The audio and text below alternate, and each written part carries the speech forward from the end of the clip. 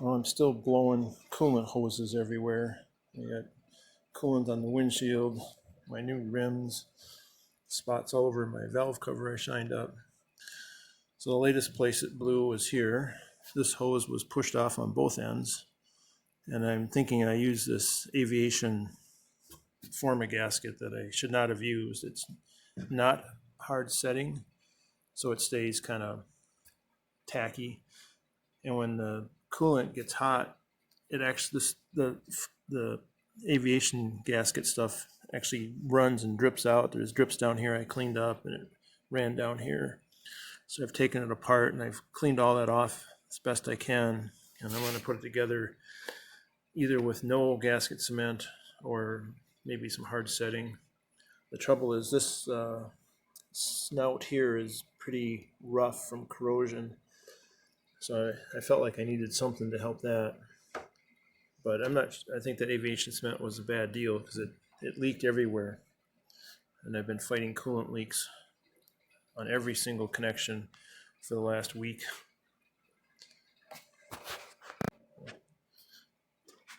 The only other thing I thought of is that maybe I'm getting too much pressure. And I thought maybe I had compression leak into the water jacket, so I did run it without the cap for a while, and there was not air coming out or anything like that. But possibly the cap is supposed to be 7 psi, but it's 30 years old and maybe it isn't. So I bought a new cap. I mean, I doubt that's it because it's hard to believe a spring would fail and get stiffer, but cap was an easy thing to change, so I'm changing that and putting this back together. And if it works, I really won't know which one it was, but I'll be happy that it works. I went with the forma gasket number 1 hard setting for this hose. And then the other thing I noticed as I was tightening it up, I noticed this before, but I didn't really process it, I guess, but as you tighten this bottom one, it actually pushes the hose up because I guess this snout that it goes onto is tapered. Maybe it's part of the releasing it out of the casting, out of the mold, but so I can't tighten that without it coming up, so I just have it on there loosely, and hopefully it'll set hard, and then I can tighten the clamp up. And then I also pulled this out after I had tightened it to put more force down to help hold it, so that this is pulled back a little further and maybe it'll help to hold this hose down. And I tightened these clamps tighter than I ever would normally. I've never had so much trouble with coolant leaks. So I've snugged those down tighter than I'd like. I also I originally had the wire hose clamps on because I thought it would look nicer to have the original style, but they were horrible for leaking. And so I put these on. It seemed to get better. I'm not positive that that's true. It's just a suspicion. I only did one test, but it did seem like when I replaced the wire ones with the banjo, whatever you call these, it seemed like it did seal better, but still leaked. And it might be something else that changed though, so I can't say for sure. Anyway, I'm gonna let that set for 24 hours and then try it and see what else will leak. Okay, so I went to start it up the last time and the starter wouldn't hardly turn. It would engage and maybe rotate very slowly. And I had done some other things that didn't seem related, so I checked all that. Couldn't find anything. I measured the voltage drop going down to the starter, and that was like 0.2 of a volt, which was fine. I measured the drop across the solenoid, which was 0.1 volts. Then I measured from this screw, which would be ground, to the ground terminal of the battery, and I had 5 volts drop. That's bad. So then and I had powder coated a bunch of stuff, including the shim that goes in between the transmission and the starter. So I thought, I didn't have a connection because of that. So I tightened the bolts tighter, but then I realized that those bolts, I hadn't powder coated the ears that the bolts go onto, so that should have been fine.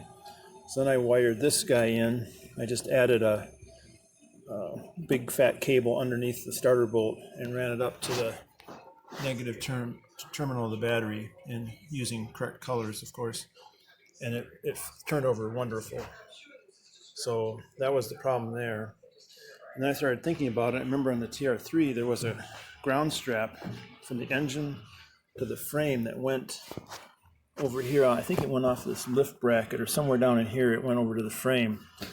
And I don't think I have one for the TR4, but it seems like I need that. So that's probably the reason it's wasn't starting well. The last coolant leak seems to be plugged.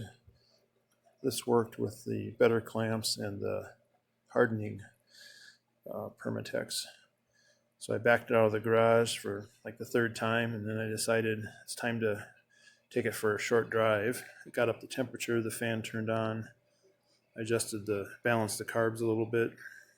I tried to adjust the idle mixture, but it seems like turning the idle adjust, or the mixture adjust, doesn't make a lot of difference. It's not extremely noticeable, so I'm going to try the color tune method. But backed it out even further, and then I got in this situation where I couldn't get it out of, well, kind of out of reverse. So this reverse selector shaft is slightly forward, and the transmission is in neutral, but I can't get the stick shift, to bring this selector back far enough so that I can move to first or second gear. And I'm thinking that somehow the fork that grabs that little reverse deal that's on that nut down in there, thinking that somehow got out of the pin got out of the groove for that, and so that selector fork is now in the way. I can't get it back in reverse. I can't get it, out of reverse. I can move the selector shaft back and forth, quite a bit, almost enough, but so unfortunately I think I'm going to have to take this top cover off for yet another time, and even in a tougher position now that it's in the car. Very bummed about that. I don't know what went wrong, but there was no grinding or anything bad sounding, so I don't think anything's damaged. It's just the pain of taking that apart yet again. I also should say I did try rotating the engine a little bit, with it off, shutting the engine off, wiggling the tail shaft, rotating the engine a little bit just to see if anything was stuck. I tried to move the other two levers back and forth in case there's a cross pin type arrangement, so only one lever can move out of neutral position at a time. I thought maybe that thing got screwed up, and none of that helped, so I'm taking the cover off. I have this all back together. What happened to me was the reverse lever that goes from the fork up here pivots on this stud and then slides the reverse gear back and forth down here. It disengaged from the reverse gear, and I had switched this lever from the other case when I put this transmission together, and it's my fault for not looking at it closer.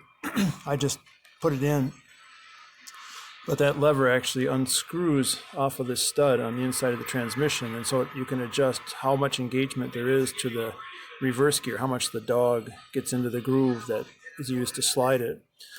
And so when I took the top cover off and pushed the reverse gear all the way back this way, it wasn't very hard to slip the lever into the groove. So then, not wanting to take the transmission out and tear it all down to fix it right by unscrewing the lever, which you can't do, with it all together, I loosened this nut and I tapped the spline shaft into the transmission a little further, moving the lever and the dog into that groove further. And after I did that, I could not disengage the lever from the gear, so I think it's going to work. It's not the right fix, but it's a fix for now, so I can drive it for a while and make sure that there's no other problems. And I do plan to pull the body off and redo everything, so when I do that, I'll have to tear the tranny down again to fix this properly. I took it for a half-mile drive, and the transmission works So no issues there, at least so far. And one more coolant leak. This thing would not let me off the hook. It ran out of the heater core. I just can't win with the coolant on this car. I did have one problem on the ride. Turns out my nipples are rubbing. This grease zerk is hitting on the top of the tunnel when it comes around. Sometimes, not under acceleration, but a lot under deceleration, which I guess means my whole frame is flexing a little bit. But that's an easy thing to fix. At least the rubbing, I can put a shorter zerk in. That's just what came with the kit.